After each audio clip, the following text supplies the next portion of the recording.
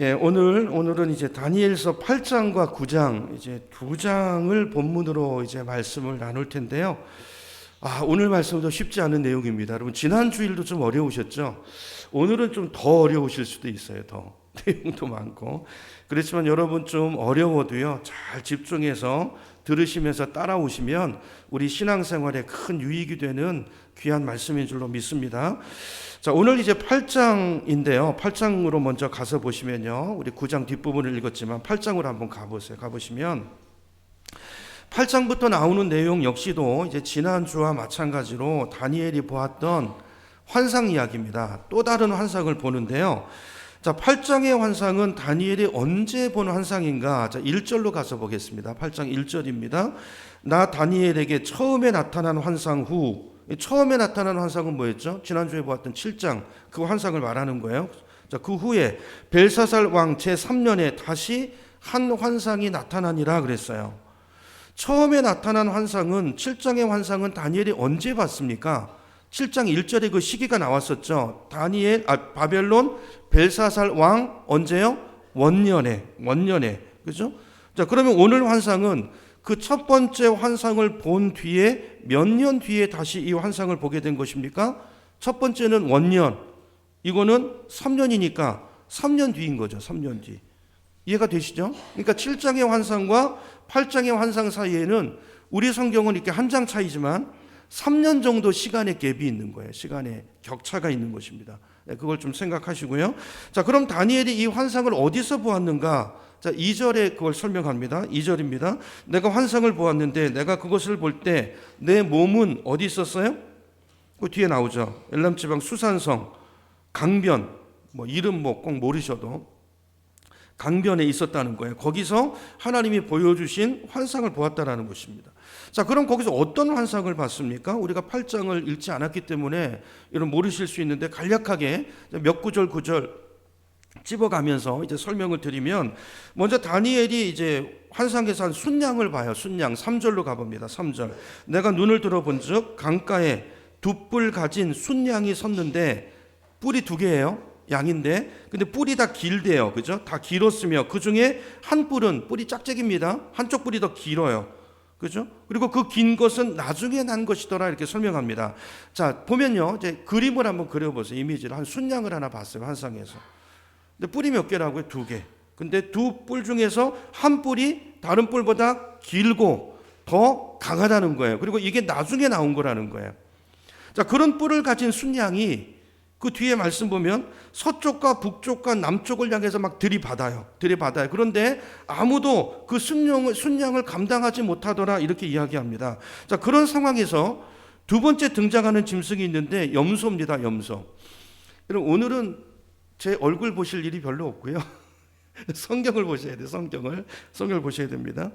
두 번째 등장하는 짐승이 염소예요. 순염소가 등장하는데 5절이에요. 5절로 가봅니다. 5절. 내가 생각할 때 한 순염소가, 그러니까 첫 번째 그거를 이제 순양을 생각하고 있는데 순염소가 이제 나타난 거예요. 순염소가 등장을 합니다. 순염소가 서쪽에서부터 와서 온 지면에 두루 다니는데 땅에 닿지 아니하고 그 염소의 두 눈 사이에 뭐가 있다고요? 현저한 큰 뿔이 있다는 거예요. 두 눈 사이에 뿔이 하나 큰 게 나와 있어요. 자, 이번에 순염소가 등장을 했는데 뿔이 있다. 기억하시고요. 자, 그런데 이 순염소가 아까 처음에 봤던 뿔이 두 개인 순양을 공격을 해요. 공격을 하는데 그 순양이 이 염소를 감당하지 못합니다. 감당하지 못하고 엎어져 버려요. 그 뒤에 그 양을 무너뜨리고 나서 순염소는 더 강해지더라는 거예요. 자, 그런데 갑자기 두 눈 사이에 있었던 큰 뿔이 하나 있다고 그랬죠. 눈 사이에 그 뿔이 꺾여지고 그 자리에서 뿔이 몇 개가 나오냐 하면요. 4개가 나와요. 4개. 8절입니다. 8절로 가보세요. 8절. 순염소가 스스로 아까 양을 엎어뜨리고 점점 더 강해지고 강성해지는데 그 가운데 났던 큰 뿔이 꺾여지고 그 대신에 현저한 뿔 몇 개가요? 4개가 하늘 사방을 향해서 나오더라는 거예요. 이게 도대체 무슨 꿈인가? 여러분, 여기 순양과 순염소는 무엇을 의미하는 건가요? 지금 다니엘서를 통해서 우리가 뭘 보죠? 세계사를 봐요. 하나님이 앞으로 일어날 세계 역사를 하나님께서 어떻게 운영해 나가고 그것과 연관해서 하나님의 나라를 어떻게 이끌어갈 것인가, 그것들의 종말은 무엇인가 라는 것을 지금 계속해서 말씀하고 계시는 거잖아요. 이것도 역시 나라들, 앞으로 일어날 제국들 역사를 얘기하는 거예요. 자, 이게 뭘까? 다니엘이 그 뜻을 알고자 할 때 그때 천사가 나타납니다. 천사 가브리엘이 나타나가지고 그 환상, 다니엘이 지금 본 환상, 8장에 본 환상을 해석해줘요. 해석. 자, 20절로 갑니다. 20절로 가보세요. 20절에 해석 간단하게 나와요. 20절. 자, 네가 본 바 두 뿔 가진 순양은 뭐라고요? 곧 메대와 파사 왕들이요. 그러니까 메대파사라는 거예요. 메대파사. 그죠? 메대파사 나라고 그 뿔은 왕들이라는 거예요. 왕들. 그죠? 왕들이래. 여러분 메대파사를 아시나요? 메대파사. 메대파사는 처음에는 다른 두 나라였죠. 다른 두 나라. 뿔이 두 개 있던 것처럼. 근데 아까 한 뿔이 다른 나중에 나온 뿔이 먼저 나온 뿔보다 더 길고 더 강하다고 그랬잖아요. 그게 뭐예요? 메대파사 중에서 누가 뒤에 일어납니까? 파사, 페르시아가 일어나요. 메대, 그 앞에 메대라는 강한 나라가 있었는데 메대는 여러분 아마 거의 잘 못 들어보셨을 거예요. 근데 파사, 페르시아는 아시죠? 페르시아. 어떤 게 더 강해요? 이 예언대로 나중에 일어난 파사, 페르시아가 더 강했단 말이에요. 그래서 이 파사가 메대를 삼켜버립니다. 그래서 합병을 해가지고 메대 파사가 하나가 돼서 페르시아 제국이 되는 거예요. 그러니까 시작은 비슷하게 됐지만 페르시아 제국이 훨씬 더 강해서 메대 나라를 흡수해서, 그 여기 뿔이, 다니엘이 본 뿔이 두 개 달린 순양은 바로 그걸 말해주는 거예요. 그 나라. 그죠? 일어날 그 메데파사 제국이 어떤 과정을 통해서 제국이 되고 어떻게 일어나는가를 하나님이 미리 보여주신 거란 말이에요. 자, 그리고 그 뒤에 나타난 순염소는 그럼 누굴 말할까요? 여러분 역사를 보세요. 역사를 보면 정확하게 들어맞아요. 그 순염소는 그 뒤에 일어난 헬라 제국을 가리키는 것입니다. 이건 제 말이 아니고요. 천사의 말이고 성경의 말씀이에요. 21절로 가보세요. 21절입니다. 21절. 털이 많은 순염소는 곧 누구라고요? 헬라 왕이요. 그의 두 눈 사이에 있는 큰 뿔이 있는데 그 큰 뿔은 뭐라고요? 헬라 제국을 일으킨, 헬라 제국을 시작한 첫 번째 왕이라는 거예요. 그 왕이 누굽니까? 역사 속에서 알렉산더 대왕이죠. 알렉산더 대왕. 저는 옛날에 그 만화 참 많이 봤어요. 알렉산더. 그 얘기를 하는 거예요. 이게 세계사입니다. 전부 세계사. 역사를 보면 여러분 페르시아 제국, 이 메데파사 제국은요, 예수님 오시기 530년경에 일어나서 330년까지 있었던 제국이에요. 실제 역사 가운데 약 200년 동안 근동 지역을 제패하고 통치했던 실제 나라입니다. 자, 그러다가 이 제국이 언제 무너지냐면요, 그리스의 알렉산더 대제에 의해서 무너지기 시작해요. 그렇죠? 자, 그래서 7절에 나오는 것처럼 순염소가 순양을 들이받는데 순양이 순염소를 감당하지 못했다라는 이야기가 나오잖아요. 그죠? 페르시아가 헬라 제국에 의해서 무너지게 됨을 환상을 통해서 하나님의 예언적으로 보여주시는 거예요. 역사가 그대로 갑니다. 여러분 성경의 예언은 정확하게 이루어집니다. 오늘 우리 삶 속의 역사 가운데 모든 역사가 이 예언대로 이루어져 가고 있다는 것을 믿으시고 보시기 바랍니다. 역사의 주인이 하나님이시라는 걸 여러분 마음에 새기셔야 돼요. 내 인생의 주인, 이 나라의 주인, 역사가 일어나고 나라들이 일어나고 무너지는 것 전부 주님의 계획과 섭리 가운데 이루어지는 일이라는 거예요. 여러분 하늘의 참새 하나도 주님 허락 없이 떨어지지 않습니다. 모든 것이 철저한 하나님의 계획과 섭리 가운데 있다는 거예요. 그걸 계속 보여주는 거예요. 자, 그리고 여기 보세요. 이제 순염소 중앙에 이 순염소 이 두 눈 사이에 현저한 큰 뿔이 났다고 그랬잖아요. 그 뿔은 아까 누구라고 말했죠? 첫 번째 왕이라고 그랬잖아요. 첫 번째 왕. 실제로 역사 가운데 그 사람이 누구라고요? 알렉산더 대왕. 자, 근데 환상해 보니까 그 뿔이 꺾이잖아요.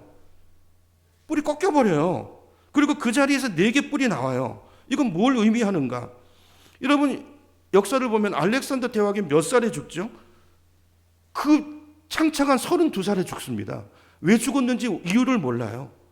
어떤 사람은 성병에 걸려 죽었다고 그러고, 어떤 사람은 풍토병, 전염병에 걸려 죽었다고 그러고, 어떤 사람은 음모에 의해서 죽었다고 그러고, 하여튼 몰라요. 하여튼 죽었어요. 예언의 성취입니다. 죽었어요. 이른 나이에 죽고 일찍 죽었으니까 후손이 없어요. 그리고 죽었어요. 그러고 나서 어떻게 됩니까? 헬라 제국이 그 밑에 있던 4명의 유력한 장군들에 의해서 나라가 4수로 나눠져요. 여러분, 이게 신구약 중간사입니다. 중간사. 실제로 역사 가운데 일어나는 일이에요. 그죠? 그래서 큰 뿔이 꺾이고 거기서 4뿔이 났다는 것은 알렉산더가 죽고 나서 그 헬라 그 거대한 제국이 4개의 왕국으로 나누어질 것을 예언하는 환상인 거예요. 놀랍지 않나요? 놀랍지 않습니까? 저만 놀랍습니까? 근데 이게 끝이 아니고요. 이어지는 환상이 또 있어요. 그게 9절인데요. 9절로 가봅니다. 9절에 가보니까 그중 한 뿔에서 또 작은 뿔 하나가 나서, 이 그중은 뭡니까? 그 가운데 현저한 뿔, 그죠? 4개 뿔이 없어지고 4개 뿔 중에서 한 뿔 하에서 작은 뿔 하나가 나와서 남쪽과 동쪽과 또 영화로운 땅을 향해서 커진대요. 그 땅을 향해서 그 땅을 공격해 들어간다는 말이에요. 그죠? 아까 두 눈 사이 있던 큰 뿔이 꺾이고, 자, 4개 뿔이 났는데 그 중에 한 뿔에서 또 작은 뿔 하나가 나와요. 근데 그 뿔이 어디를 향해서 커진다고요? 남쪽, 동쪽도 있지만 우리가 관심을 갖는 부분은 영화로운 땅이에요. 영화로운 땅이 어딜까요? 하나님의 성전이 있는 예루살렘, 성전이 있는 이스라엘 땅을 말하는 것입니다. 그 땅을 향해 간다는 거예요. 자, 그러면서 이 작은 뿔이, 요 뿔이 영화로운 땅으로 가서 어떤 일을 벌일 것인가를 성경이 예언하고 있어요. 어떤 일을 행할 것인가. 그게 10절부터 나와요. 10절부터 12절까지인데 잘 보세요. 제가 읽겠습니다. 10절부터. 자, 그것이 뭐죠? 지금 여기 마지막에 나온 요 뿔이요. 이것이 하늘 군대에 미칠 만큼 커져서 그 군대와 별들 중에 몇을 땅에 떨어뜨리고 그것들을 짓밟고 또 스스로 높아져서 군대 주제를 대적하며, 여기 군대 주제는 누굽니까? 하나님을 가리키는 거예요. 만군의 주, 만왕의 왕, 하나님을 말하는, 하나님을 대적하며, 여기 군대 주제 하나님이 하나님, 그리고 하나님께 매일 드리는 무엇을? 제사를 예배를 없애버리고 그의 성소를 헐어버리고, 12절, 그의 악으로 말미암아 백성이 매일 드리는 제사가 넘긴 바 되었고 그것이 또 진리를 땅에 던지며 자의로 행하며 형통하였다라 그랬어요. 여러분, 이 내용은 유대인들에게는 아주 충격적인 내용입니다. 성전이 무너지고 제사가 폐하여지고 하나님의 성전이 더럽힘을 당하고 모욕을 당하고, 여러분, 근데 실제로 이런 일이 역사 가운데 그대로 이루어집니다. 그대로. 이 말씀 그대로 이루어져요. 실제로 헬라 4왕국 중에요, 한 왕국이 이스라엘과 관련이 있죠. 그죠? 여기를 통치하잖아요. 한 왕국이, 그 왕국의 계보의 한 왕이 한 뿔에 나온 작은 뿔이잖아요. 그 왕조의 8대 왕, 셀루쿠스 왕조의 8대 왕이요, 실제로 군대를 거느리고 예루살렘에 쳐들어옵니다. 성전을 더럽히고 예루살렘에서 드리는 제사를 없애버려요. 그 왕이 누구냐면요, 바로 4뿔 중에 하나, 4장군 중에 하나, 셀루쿠스 왕조의 8대 왕인 안티오쿠스 에피파네스라는 왕이에요. 실제 역사에 등장하는 사람이에요. 에피파네스. 이 사람이 바로 아까 다니엘이 환상에서 봤던 4개, 한 뿔, 알렉산더가 죽고 4명의 장군으로 인해서 4나라가 나누어지는 그 한 나라, 그죠? 거기서 그 왕조에서 나오는 작은 뿔인 거예요. 여러분, 이 왕이 유대를 헬라화시키기 위해서요, 유대교 말살 정책을 펴니다. 그래서 언제 군대를 거느리고 오냐면요, 유대인들이 안식일에는 일을 안 한다는 걸 알고 안식일을 쳐들어와요. 그래가지고 22,000명의 군대를 데리고 와가지고 완전히 장악해버립니다. 수많은 사람을 죽이고 노예로 끌고 가요. 그리고 선포합니다. 율법 준수를 금한다. 안식일과 절기를 이제 지키지 못한다. 그리고 하나님께 드리는 제사를 폐한다. 어린아이들의 할례를 금합니다. 이걸 지키지 않으면, 그죠? 이걸 지키지 않으면 무조건 죽였어요. 무조건 사형에 처했습니다. 그리고 이 에피파네스의 가증한 만행의 절정이 뭐였냐면요, 예루살렘 성전에다가 뭘 세우냐면요, 하나님을 섬기는 제단에다가 제우스 신을 세웁니다. 우상. 그러니까 헬라 신의 대표적인 신 제우스 신의 동상을 세워놓고요, 신상을 세워놓고 거기다가 뭘 드리는, 이스라엘 사람들이 가장 가증하게 여기는 돼지를 갖다가 잡아서 제물로 드려요. 완전히 모독하는 거죠. 그죠? 모독하는 거죠. 예언 그대로 이루어집니다. 자, 근데 이 만행이요, 유대인들의 신앙심을 극도로 자극해가지고요, 혁명이 일어나요. 혁명. 물론 이 혁명이 금방 이제 진압되지만 이걸 이제 마카비 혁명이라고 하잖아요. 마카비 가문을 중심으로 해서 독립 전쟁이 일어납니다. 그리고 4년 동안의 전쟁을 통해서 유대인들이 다시 예루살렘을 회복해요. 그리고 성전을 회복하고 다시 성전을 정화하고 돼지고기 신상 다 제해버리고 성전 예배를 회복하는데, 이걸 기념하는 절기가 지금도 유대인들이 지키고 있는 하누카라는 절기. 하누카 들어보셨죠, 여러분? 하누카 뭐 들어보셨어요? 수전절은 들어보셨죠? 수전절. 예, 같은 얘기거든요. 그 절기가 바로 이 유래가 이 역사적인 상황 속에서 일어난 절기예요. 그죠? 여러분, 다니엘서가 계속해서 우리에게 말씀하는 게 뭡니까? 역사의 주인이 하나님이시라는 거예요. 하나님. 그리고 하나님은 당신의 뜻대로 역사를 주관해 가신다라는 것입니다. 그리고 하나님의 말씀은 하나도 땅에 떨어지지 않고 반드시 이루어진다는 거. 이게 다니엘서의 핵심 주제예요. 핵심 주제. 여러분, 이 예언이 그대로 이루어집니다. 그대로 이루어집니다. 예언대로, 하나님의 말씀대로 역사가 지금까지 흘러온 거예요. 그래서 이사야 40장 8절을 보면 성경이 이렇게 말합니다. 풀은 마르고 꽃은 시드나 우리 하나님의 말씀은 영원히 서리라. 영원히 서리라. 아멘이십니까? 마태복음 5장 18절에도 보면 예수님이 이렇게 말씀하세요. 진실로 너희에게 이르노니 천지가 없어지기 전에는 율법에 무엇도요? 1.1획도 결코 없어지지 않고 어떻게 해요? 다 이루리라. 아멘. 이런 하나님 말씀은 하나도 땅에 떨어지지 않음을 믿으시기 바랍니다. 이 말씀을 내가 아멘으로 받으면 이 말씀이 내 삶에도 이루어지고 역사 가운데 그대로 현실로 나타나는 이 말씀은 생명의 말씀이고 능력의 말씀이라는 거예요. 하나님의 말씀이라는 거. 하나님의 말씀. 창세기 1장 1절을 보면 하나님이 빛이 있으라 하시면 빛이 있었던 것처럼 이 말씀의 능력을 믿고 의지하고 받아들이는 자들에게 이 말씀은 오늘도 우리에게 능력이 되고 생명이 된다는 거예요. 이게 다니엘서가 우리에게 가르쳐주는 진리인 것입니다. 여러분, 주님의 이 말씀대로, 성경의 예언대로 인류 역사가 흘러가고 있음을 믿으시기 바랍니다. 믿으셔야 됩니다. 성경을 읽으셔야 됩니다. 예수님께서 이 땅에 오신 것도 바로 예언의 성취예요. 말씀대로 오신 거예요. 말씀대로. 주님의 모든 삶에 주님이 하신 모든 말씀, 모든 행동은 전부 말씀대로입니다. 말씀대로. 저와 여러분의 삶도 이렇게 되기를 축복해요. 말씀대로, 말씀을 따라, 말씀이 가라는 대로, 말씀이 그렇다고 하면 그런 줄 알고 아니라고 하면 아닌 줄 알고 말씀대로. 그죠? 주님은 말씀대로 사셨어요. 오신 것도, 태어나신 것도, 이 땅의 모든 주님의 삶과 죽음이, 부활과 승천까지도 모든 것이 다 성경에 예언된 대로 그 말씀을 성취하는 그대로의 삶이었던 것입니다. 주님은 당신에 대한 모든 말씀을 다 성취하셨어요. 여러분, 성경에 아직 이루어지지 않은 우리에게 남아있는 성경의 유일한 예언은 예수님의 재림이에요. 재림이에요. 주님 곧 다시 오실 것입니다. 주님 다시 오실 거예요. 여러분, 구약의 모든 예언들이 철저하게 율법의 1.1획도 땅에 떨어지지 않고 다 성취된 것처럼 아직 우리에게 남겨져 있는 주님이 다시 오실 그 성도들이 얻게 될 영원한 나라, 그죠? 영원한 영광의 예언 또한 땅에 떨어지지 않고 우리 삶에 반드시 이루어질 것임을 믿으시기 바랍니다.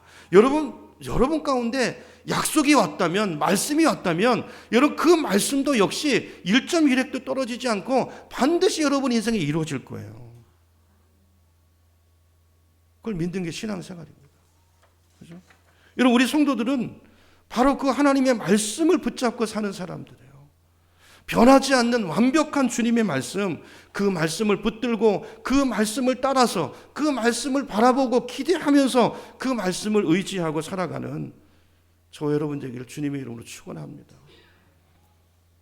눈을 뜨시고 눈 뜨세요. 자, 이어지는 다니엘서 9장을 가보면요, 이제 9장으로 가보겠어요. 9장으로 가서 1절을 봅니다. 1절을 보면 이렇게 말해요. 메대 족속 아하수에로의 아들 다리오가 갈대아 나라 왕으로 세움을 받던 첫 해. 여러분, 성경은 역사라는 걸 기억하세요. 역사입니다. 이건 어떤 교훈이고 어떤 철학이 아니에요. 철학이 아니고 역사입니다. 역사예요, 역사. 자, 그때 다니엘이 하나님께 기도를 드리는데요. 자, 이때 9장 1절에서 말하는 이때, 자, 때를 알 수 있도록 뭐 다리오가 갈대 왕으로 세움을 받던 이런 구절들이 들어가 있잖아요. 그죠? 그러니까 이게 몇 년도인지 우리가 이렇게 다 확인할 수 있거든요. 근데 이때는 다니엘이 8장에, 아까 7장과 8장 사이에는 몇 년의 갭이 있다고 그랬죠? 3년의 갭이 있다고 그랬어요. 근데 이때는 다니엘이 8장의 환상을 보고 나서 12년이 더 지났을 때, 12년 정도가 지났을 때, 7장과 8장이 3년, 8장과 9장은 12년의 갭이 있는 거예요. 자, 그때 어떤 일이 있었는가? 그때 다니엘이요, 예레미야서를 읽어요. 예언서. 하나님의 말씀을 읽습니다. 그 말씀을 읽다가 거기서 놀라운 사실을 하나 발견하는데 그게 2절이에요. 그게 2절. 자, 2절로 갑니다. 9장 2절입니다. 8장 2절 보면 없어요. 9장 2절. 9장입니다. 제가 읽을게요. 곧 그 통치 원년에 나 다니엘이 책을 통해, 이 책은 뭐 예레미야서를 통해서 여호와께서 말씀으로 선지자 예레미야에게 알려주신 무엇을 깨달았다고요? 연수를 깨달았다는 거예요. 연수. 무슨 연수인가? 연수를 깨달았나니 곧 예루살렘의 황폐함이 몇 년 만에? 70년 만에 그치리라 하신 것이니라 그랬어요. 그러니까 다니엘이 예레미야서를 읽다가 뭘 깨닫게 됐냐면요, 바벨론 포로 기간이 영원하지 않다는 걸 안 거예요. 그죠? 하나님께서 정해놓으신 기간이 있다는 것을 알게 됐는데 그 기간이 예레미야서를 보니까 몇 년이에요? 하나님이 70년으로 정해놓으셨다는 거예요. 정해놓으신 거. 그걸 다니엘이 안 거예요. 자, 그 말씀이 성경 어디에 있습니까? 예레미야서 읽었잖아요. 다니엘이 그 읽은 그 예레미야서가 어디 있나요? 예레미야서 25장 11절에 한번 보여주세요. 스크린 보시고, 우리 주보 안에 2면 3면에 다 적어놨거든요. 집에 가서 쭉 그거 따라서 한번 정리해 보시면 좋을 것 같아요. 11절부터 스크린 보시고요. 제가 읽어볼게요. 자, 이 모든 땅이 폐허가 되어 놀랄 일이 될 것이며 이 민족들은 몇 년 동안? 70년 동안. 이스라엘에 향한 예언이잖아요. 70년 동안 바벨론 왕을 섬기리라. 이 말씀대로 된 것입니다. 이 말씀대로. 12절 여호와의 말씀입니다. 몇 년이 끝나면? 70년이 끝나면 이미 예언하셨어요. 이미 말씀하셨어요.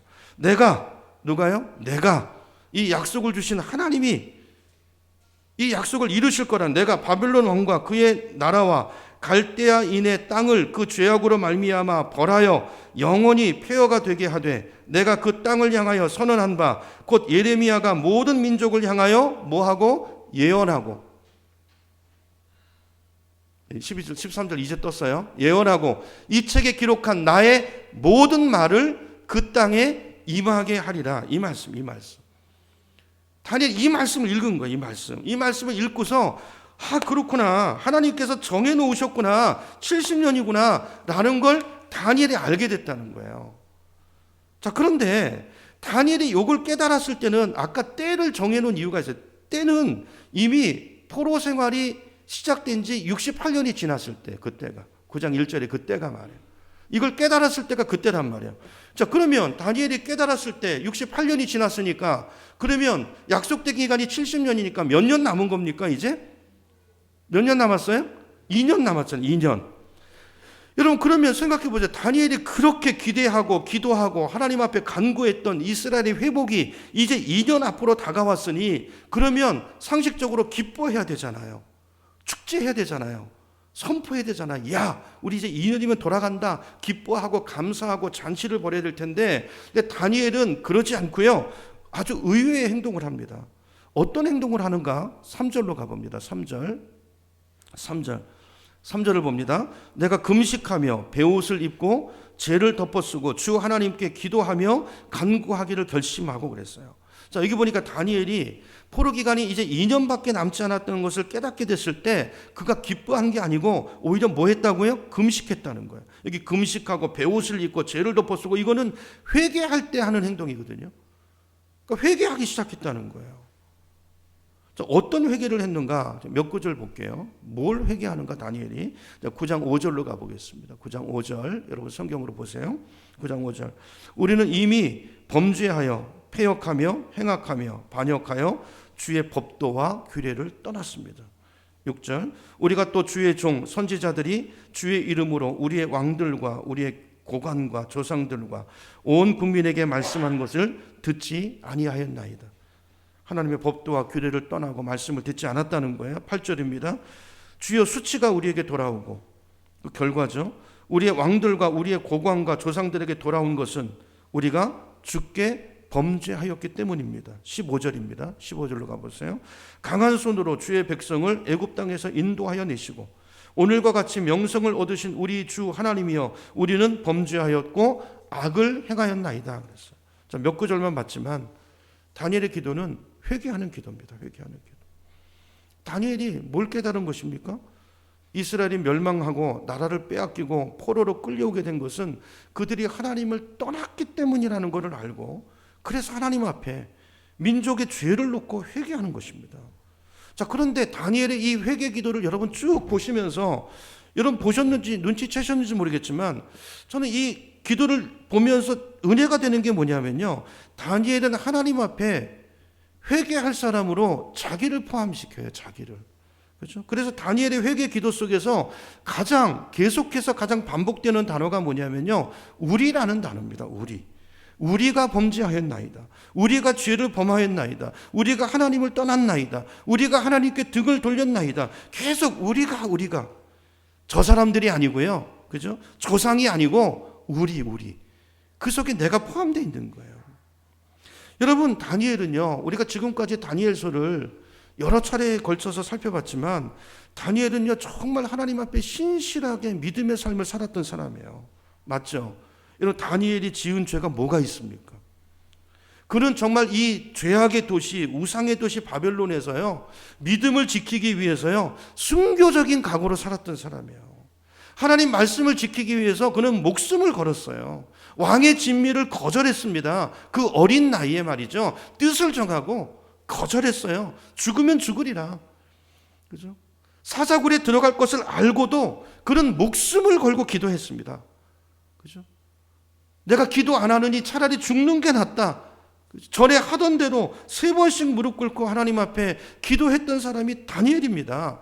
여러분, 다니엘은 죄인이 아니에요. 그가 잘못한 거 하나도 없어요. 그런데 그런 그가 오늘 하나님 앞에 나와서 베옷을 입고 죄를 쓰고 금식하면서 기도할 때 우리 조상의 죄에 이르지 않았어요. 우리의 죄라고 그랬어요. 저들을 용서하소서가 아닙니다. 나를 용서해 달라고. 내가 잘못했습니다. 내가 범죄했습니다. 여러분, 이것이 성숙한 믿음의 사람의 모습인 줄 믿습니다. 여러분, 우리는 어떻습니까? 우리는 가정이나 교회나 어디에서나 나라에 뭔가가 잘못된 일이 일어나면 우리는 먼저 어떻게 하죠? 이게 누구 잘못이지? 남 탓을 합니다. 손가락질을 합니다. 저 사람이 문제라고 이야기합니다. 이것이 우리의 본능입니다. 어떻게 보면. 그러나 믿음의 사람은 그래서는 안 된다는 거예요. 그죠? 믿음의 사람은 무엇이 잘못되었을 때 먼저 내 자신을 돌아보고 나와 너가 다른 사람이 아니고 우리 공동체 안에 이 공동체적인 관점을 가지고 오늘 다니엘처럼 기도하는 것이 성숙한 믿음의 사람의 태도인 줄로 믿습니다. 우리를 돌아보고 교회를 이곳에 둔 그 사명을 감당하지 못했던 우리의 죄를 회개하고 그리고 주님 앞에 나아갈 때 하나님이 그죠? 그 백성의 죄를 사한다고 약속하고 있지 않습니까? 여러분, 요즘 우리나라 정국을 보세요. 여러분 아시지만 정말 대혼란이지 않습니까? 그런데 보면요, 누구도 책임지지 않습니다. 다 서로 상대방 탓입니다. 잘못한 사람이 아무도 없습니다. 여러분, 이럴 때 교회는 어떻게 해야 할까요? 오늘 다니엘의 기도가 우리의 기도가 되어야 될 줄로 믿습니다. 저들이 아니라 우리의 죄라고 고백해야 합니다. 그리고 하나님 앞에 나와서 다니엘처럼 회개해야 합니다. 그래야 사는 것이고 그래야 소망이 있는 거예요. 자, 그러면 마지막으로 다니엘이 예레미야서를 읽으면서 포로 기간이 지금 다 끝나가요. 지금 2년밖에 남지 않았다는 걸 알았을 때 그는 왜 기뻐하기보다 축제하기보다 금식하고 회개한 것일까요? 여러분, 이상하지 않나요? 왜 이 시점에 그는 금식하고 기도했을까요? 지긋지긋한 포로 생활이 끝나가는데, 징계 기간이 끝나가는데 왜 그런 걸까요? 여러분, 다니엘은요, 환상을 보면서 역사를 주관하시는 하나님의 그 계획을 보아가면서요, 이 70년이 끝이 아니라는 걸 알았어요. 이게 지나가면 끝이 아니라는 걸 그가 알았다라는 거예요. 어떻게 알았습니까? 그 환상의 내용들이 그런 거잖아요. 여러분, 포로 생활 70년이 지나가면 그게 끝이 아니라 바벨론이 무너지면 누가 일어납니까? 메데파사가 일어나, 페르시아가 일어나고, 그게 무너지면 끝입니까? 아니요, 헬라가 일어나요. 그죠? 그 내왕에, 그죠? 그 무서운 왕이 또 나와가지고 성전을 모욕하고 제사를 금지하고 이런 일이 일어나요. 그죠? 언젠가는 그 일이, 그죠? 그 뿔의 환상을 통해서 언젠가는 심지어 예루살렘 성전이 더럽힘을 받고 제사조차도 드리지 못할 날이 올까라는 걸 그가 환상을 통해서 본 거예요. 안 거예요. 그죠? 그래서 그 민족의 죄를 지금 하나님이 회복시켜 주시지만 이 민족이 그 은혜를 또 잊어버리고 또 범죄하고 또 죄악의 길로 가다가 이런 일들이 현실도 또 닥쳐올 거라는 것을 그가 보고 알았기 때문에 그는 하나님 앞에 엎드린 것입니다. 그러면서 하나님의 은혜를 구한 거예요. 이런 다니엘은 회개 기도를 드린 후에 17절 가봅니다. 17절 가보시면 이렇게 기도합니다. 17절 이제 다니엘의 기도를 한번 보세요. 어떻게 기도하는가? 그러하온즉 우리 하나님이여, 지금 주의 종의 기도와 간구를 들으시고 주를 위하여 주의 얼굴빛을 주의 황폐한 성소에 비추시옵소서. 그래요. 여기 황폐한 성소는 어디예요? 예루살렘 성전이잖아요. 그렇죠? 여러분, 이게 오늘 혹시 우리의 모습이 아닙니까? 황폐하여져 있는. 오늘 우리의 예배는 어떻습니까? 우리 예배가 어떻습니까? 주의 얼굴빛을 비춰달라는 것은 주님의 임재와 영광을 비춰달라는 거죠. 그죠? 하나님의 임재와 영광이 우리 가운데 머물게 하옵소서. 그 영광이 떠나 있는. 여러분, 소선지서들을 한번 읽어보세요. 그들이 형식적으로 예배 가운데 와 있지만 그들의 마음과 생각과 예배가 어떠했는지.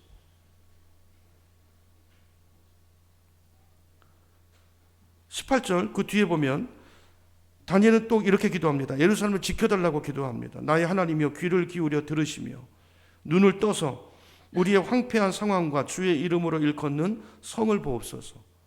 여기 주의 이름으로 일컫는 성, 예루살렘을 의미하는 거죠. 하나님의 눈이 항상 우리 가운데 머물고 지켜달라는 거죠. 보호해달라는 거예요. 여러분, 다니엘은 하나님이 지켜주시지 않으면, 하나님의 은혜가 없으면 이 민족은, 이 땅은 소망이 없다는 걸 알았어요.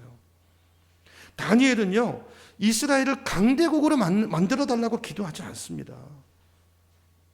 여러분, 오늘 우리의 기도가 얼마나 다른가 보세요. 이 나라가 강대국이 되게 하옵소서. 그게 아니고 이스라엘 지켜달라고, 우리를 궁휼히 여겨주시고 우리를 불쌍히 여겨달라고, 하나님의 눈이, 은총이 우리 가운데 머물도록 우리를 거룩하게 지켜달라고 다니엘은 그 기도를 해요.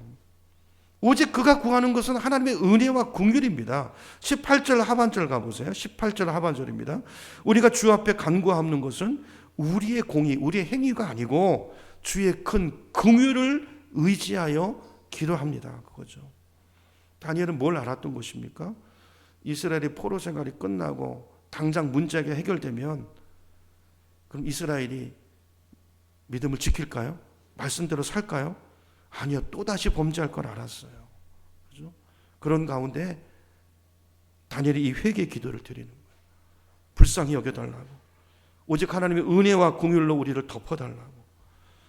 여러분, 오늘 이 민족을 바라보는, 또 이 사회를 바라보는 이 다니엘의 기도가 저와 여러분의 기도가 되어야 될 줄로 믿습니다.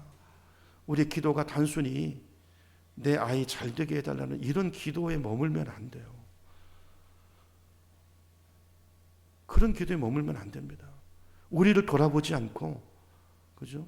이 나라가 강대국이 되게 하옵소서. 그게 하나님이 원하시는 기도가 아니라는 거예요. 다니엘의 기도는 하나님의 마음을 알고 그분의 뜻을 알고 드리는 기도였어요. 무엇을 통해서요? 환상을 통해서. 역사를 주관해 가시는 하나님의 그 뜻을, 그 환상을, 그림을 보고 그 뜻을 헤아리고 알고 그리고 드리는 기도였다라는 거예요. 여러분, 저와 여러분은 다니엘이 환상을 봤지만 우리는 그 환상을 말씀으로 가지고 있습니다. 여러분, 이 말씀 안에 모든 것이 있습니다. 모든 것이 있어요. 그죠? 우리 이 역사를 주관하시는 하나님의 그 뜻과 이 역사가 지금 어디를 향해서 가고 있고 우리가 지금 어느 도상에 서 있는지 우리는 말씀을 연구하고 하나님의 말씀을 통해서 하나님의 뜻을 깨닫고 이 시대적인 사명이 무엇인지, 우리가 무엇을 구하고 여기서 어떻게 서 있어야 되는지 하나님은 오늘 다니엘에게 말씀하신 하나님은 오늘 우리에게도 말씀하시는 줄 믿습니다. 여러분 자녀를 향한 기도, 여러분의 남편과 아내, 가정을 위한 기도, 이 지역과 나라와 민족을 위한 기도가 기복적인 기도가 아니라 이렇게 다니엘처럼 뜻을 알고, 그죠? 하나님 마음에 합한 기도로 들려지는 올라가는 저와 여러분의 삶이 되기를 간절히 소망합니다. 여러분 우리 인생도 똑같아요. 여러분 당장 우리 이제 어떤 문제가 있으면 우리 하나님 앞에 나와서 기도하잖아요. 그런데 여러분 인생을 살아보셔서 아시지만 우리 인생도 말 그대로 산 넘어 산입니다. 지금 당장 내 앞에 있는 문제가 너무나 커 보이지만 이 문제가 지나가면 끝이 아니고요. 그렇다고 인생이 끝나는 게 아니고 또 다른 문제가 찾아와요. 바벨론 포로 기간 70년이 지나가면 역경이 고생이 끝나는 것이 아닙니다. 그 다음에 바사가 오고 또 헬라가 오고 더 무서운 로마가 쳐들어옵니다. 우리 일생도 다르지 않다는 거예요. 다르지 않다는 것입니다. 그러므로 자, 이런 말씀을 통해서 우리가 깨달아야 될 것은 이거예요. 우리가 하나님 앞에 뭘 기도해야 할까요? 당장 내 눈앞에 있는 그 문제를 해결해 달라고도 물론 기도해야 하지만 그것보다 우리가 더 본질적으로 구해야 되는 것은 바로 다니엘이 하나님 앞에 구했던 오늘 읽었던 본문의 이 말씀인 줄로 믿습니다. 여러분 오늘 이 말씀을 4절 말씀을 집에 가셔서 읽어보세요. 이게 어떤 기도인가? 다니엘의 기도는 정리하면 이런 거예요. 하나님 어떤 상황에서도 하나님의 영광이 내 삶에 머물게 해주옵소서. 하나님 내가 어느 곳에 있든지 주의 눈이 나를 지켜주옵소서. 나는 또 하나님 앞에 실수하고 넘어지고 범죄하고 신실하지 못하지만 나의 의가 아니라 오직 하나님의 은혜와 긍휼로 나를 지켜주옵소서. 여러분 이게 다니엘의 기도였어요. 여러분 이 기도가 우리 자녀들을 위한 우리의 기도이고 이 나라와 민족과 우리 자신을 위한 우리의 기도가 될 수 있기를 축원합니다. 결국 오늘 말씀의 결론은 오직 주님의 은혜밖에 없다는 거예요. 주님의 은혜밖에 없습니다. 그 은혜를 붙드는 것 그게 우리의 살 길입니다. 은혜 아니면 우리는 살아갈 수 없습니다. 다니엘이 환상을 통해서 깨달았던 진리가 바로 그거예요. 그거 하나님의 은혜입니다. 하나님의 은혜입니다. 그래서 그는 가볍게 축제하지 않았어요. 가볍게 기뻐하지 않았어요.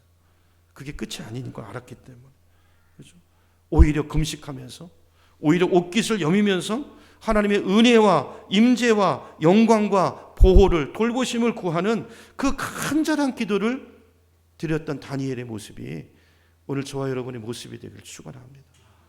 여러분 가장으로서 이렇게 하셔야 돼요. 가정에서 자녀들을 보면서 우리의 삶을 보면서 여러분 지도자로서 이렇게 하셔야 돼요. 이 민족을 보면서 아픔을 보면서 당장 문제 해결이 아니라 나의 이익을 위해서 이전 투구하는 것이 아니라 그렇죠? 이런 다니엘 같은 깊이와 말씀 속에 들어가서 이 시대를 분별하고 이 역사가 지금 어디를 향해서 가고 있는지를 분별하고 하나님의 뜻을 알고 주님의 마음에 맞는 그런 기도자로 오늘도 다니엘처럼 옷깃을 여미고 엎드려 다니엘처럼 기도하며 주님 앞에 나아가는 저와 여러분의 삶이 되기를 예수님의 이름으로 축원합니다.